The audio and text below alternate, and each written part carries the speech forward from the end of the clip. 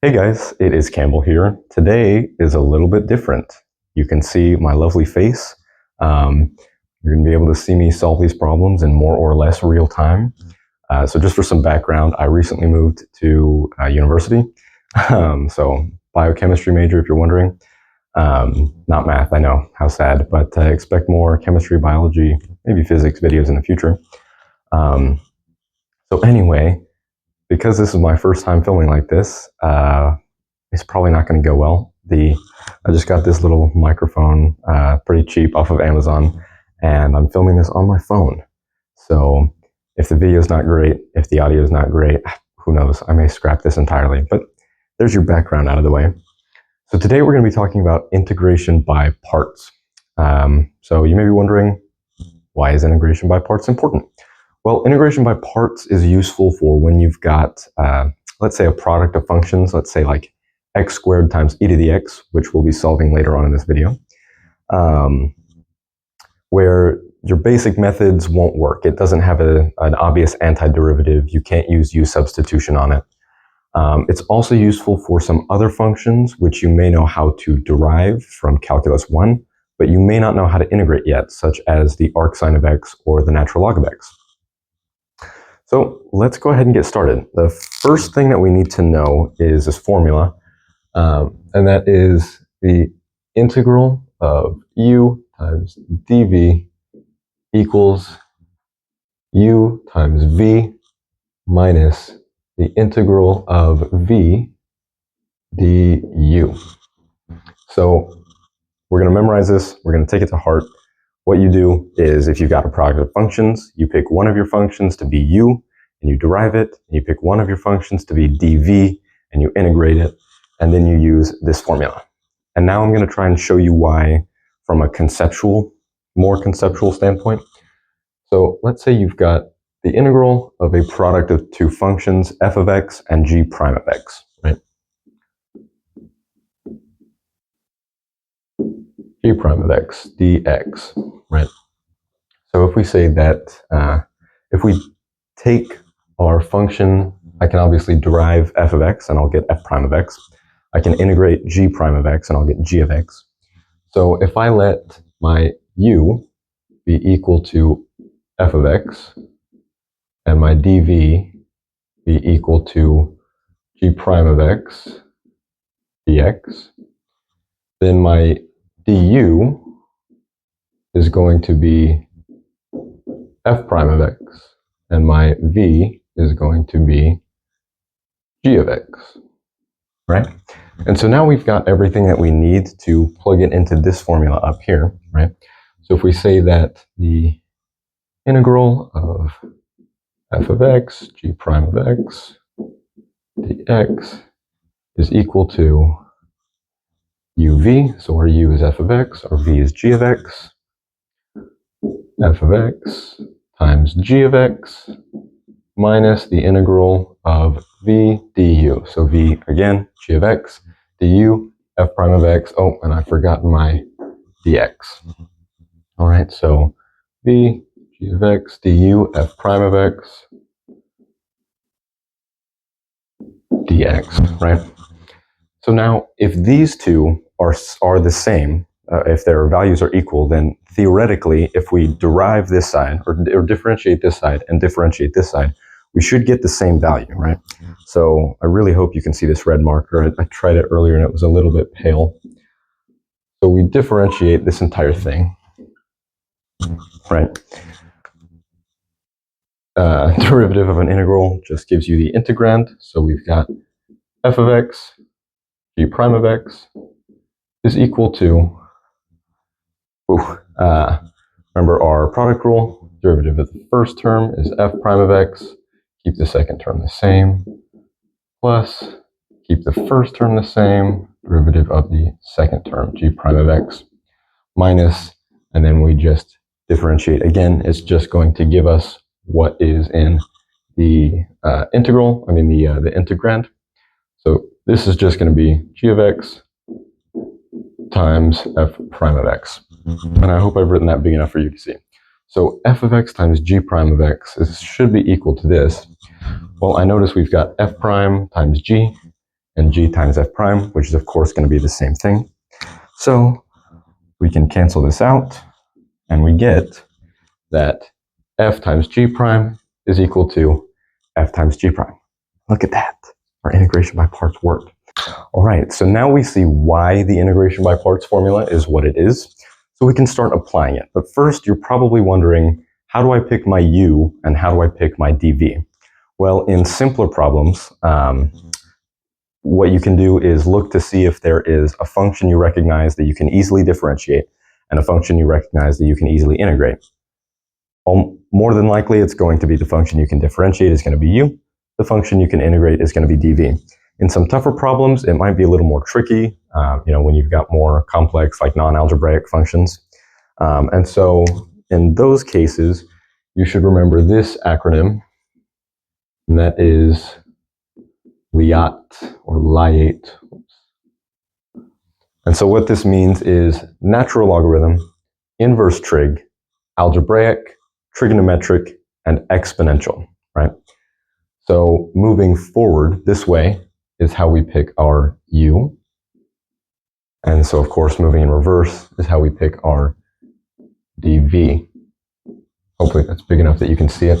So LIAT, logarithm, inverse trig, algebraic, trigonometric, exponential. All right, so let's keep that in mind, and let's go ahead and try to solve our first practice problem. I want you guys to integrate, I'll move over here.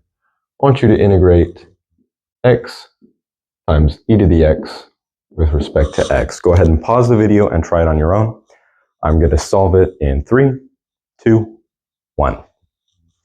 All right, so if you're going to use our acronym, remember that we've got algebraic and exponential.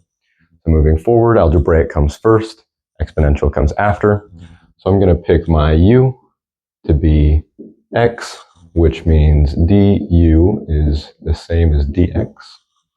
I'm going to pick my dv to be the exponential, e to the x dx, which means our v is just e to the x. All right, so remember using our formula, u times v, u is x, v is e to the x. So we've got x times e to the x minus the integral of v du. So our v is e to the x and du is dx. So now we've got x e to the x minus the integral of e to the x. This should be pretty familiar. And we just get x e to the x minus e to the x plus c. And now if you want to, if you're still, a little unsure, what kind of newfangled integration method is this? You want to double check. You can go ahead and differentiate this whole thing. And running out of space here.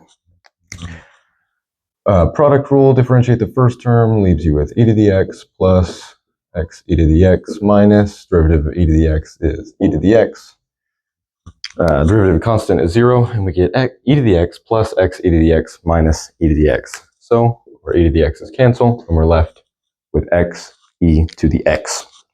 All right, we'll go ahead and do one more simpler practice problem before we move on to something else. So this problem, go ahead and try to solve the integral. This one's going to be pretty similar, but instead we're going to use trig. So it's going to be x times the cosine of x dx. Go ahead and pause the video, take as much time as you need. Come back when you think you've got your answer. I'm going to go ahead and solve this one in 3, 2, 1. All right. So once again, it is going to be pretty similar because trig is after algebraic once again. So since we've only got this algebraic term and this trig term, we are going to have our u equal x. So du is going to be dx again. dv is going to be cosine x dx, which means our v is going to be sine x. All right, let's go ahead and plug it in. So we've got the not the integral yet. We've got u times v, so x times the sine of x minus, now we've got the integral, v du sine x dx. So of course, this is going to leave us x sine x integral of sine is negative cosine. So our two negatives cancel out, and we get plus cosine of x plus c. And I'm not going to differentiate it this time. I'll leave that as an exercise to the watcher. Now, some of you may already be thinking, well, Campbell, that's all well and good for these easy peasy functions. But what about when we get higher order functions, say a higher order polynomial like x squared times e to the x, like I mentioned before? Spoiler alert, we're going to solve it. So let's think about that, right? We've got the integral of x squared times e to the x. Using our Liot, we've got algebraic then exponential. So let's say that our u is x squared, du is 2x dx, dv is e to the x dx, and v is just e to the x. All right, and so now when we plug this in, we've got our u times v, x squared times e to the x minus the integral of v du. And so that's going to leave us with 2x e to the x, right? And so this is something that, again, we have no set antiderivative for. We can't use u sub on it. So it looks like we're going to have to use integration by parts again. And now this one is easy enough that if you wanted to use integration by parts again, of course, you absolutely could. But right now, I'm going to teach you a different method called the tabular method. So let's go ahead and move over here. Now, the tabular method is super simple. It is the same exact process, but it is just I guess, a shorthand version of doing integration by parts, right? So when you've got like x cubed e to the x, or something ridiculous, x to the 10th e to the x, then we can, well, you're gonna say, well, I can use an online calculator for that, sure. But if we want to do it by hand, right, the real way, the way real mathematicians do it, then we're gonna probably use the tabular method. Okay, and so the tabular method, we need to start off by making, wouldn't you know it, a table. Hence where tabular comes from. So our table is going to consist of this column u and this column dv. And then over on this side, we're going to have alternating signs, plus minus, okay? All right. And so all you do is pick what should be u and what should be dv. So like we already said, our x squared is probably going to be our u. So we put x squared, and now we are going to differentiate it until we get to 0, or a constant, but I'm going to do it until we get to 0, okay? So our first derivative is 2x, our second derivative is 2, and our third derivative is 0. Simple enough. Next, our dv is going to be e to the x. You can include the dx. We don't have to for our purposes. So when you integrate e to the x, this is a bit of a toughie. It's e to the x all the way down.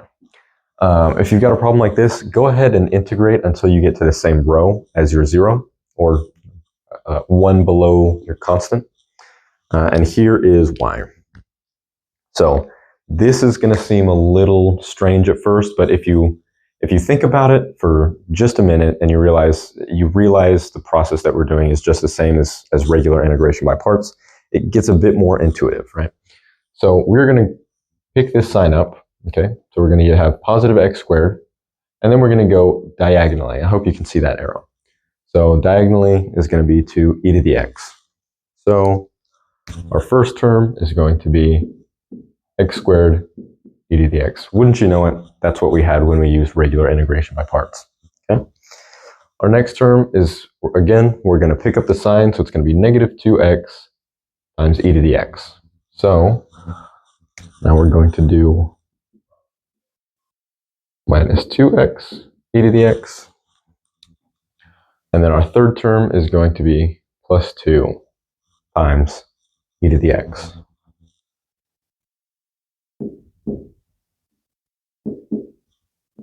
Plus c, of course.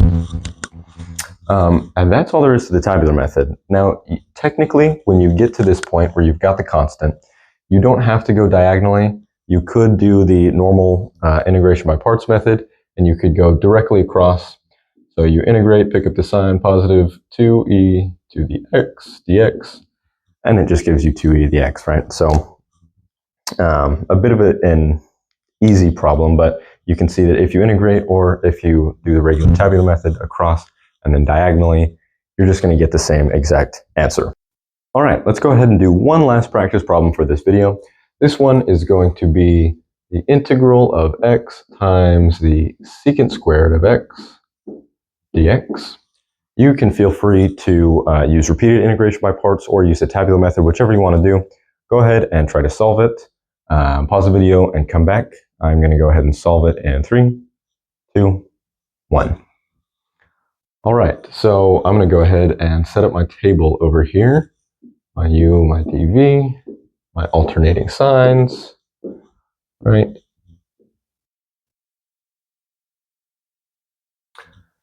And let's pick our, again, using Liat, algebraic, x is going to be our u, our derivative is going to be 1, derivative of that is going to be 0, which means we are going to be integrating secant squared of x. So, trig is a little tougher, but hopefully we know this one. The integral of secant squared of x is tangent of x. The integral of tangent of x, this one might be a little tougher still, but recall that that is the negative natural log of the absolute value of cosine x. And from here, we have our entire solution. So we go across, remember, we get x times the tangent of x. Oops. Right. X times the tangent of x. Then we pick up our minus 1, but then it is minus the natural log of absolute value of cosine of x, so our two minuses cancel out. And we get plus the natural log of the absolute value of cosine of x. And from here, of course, there's nothing else. So plus, and I will go ahead and differentiate this one because it is a little bit weird, right? You've got a natural log, trig, and algebraic. So let's go ahead and differentiate it just for you guys. So again, it's going to be product rule. So it is going to be tangent of x plus x times derivative of tangent of x is the secant squared of x plus the natural log of cosine of x. It is going to be 1 over cosine x times the derivative of cosine, which is negative sine. And so negative sine over the cosine of x gives us negative tangent of x. Tangent of x minus tangent x cancels out, and we are left with x times the secant squared of x. So that is all that I'm going to be covering in this video. I hope it was useful. It's not that all that I'm going to be covering for integration by parts. I'm going to do one more integration by parts video where we cover, again, some of the functions that you may know how to differentiate, but you might not know how to integrate yet. Again, arc cosine, natural log of x. And then I'm also going to be covering some problems you run into sometimes when you are doing integration by parts with cyclic functions. Until then, again, I hope you guys enjoyed. I hope you found this useful. If you did, please consider leaving a like and subscribing. Leave a comment if there's anything you'd like me to cover.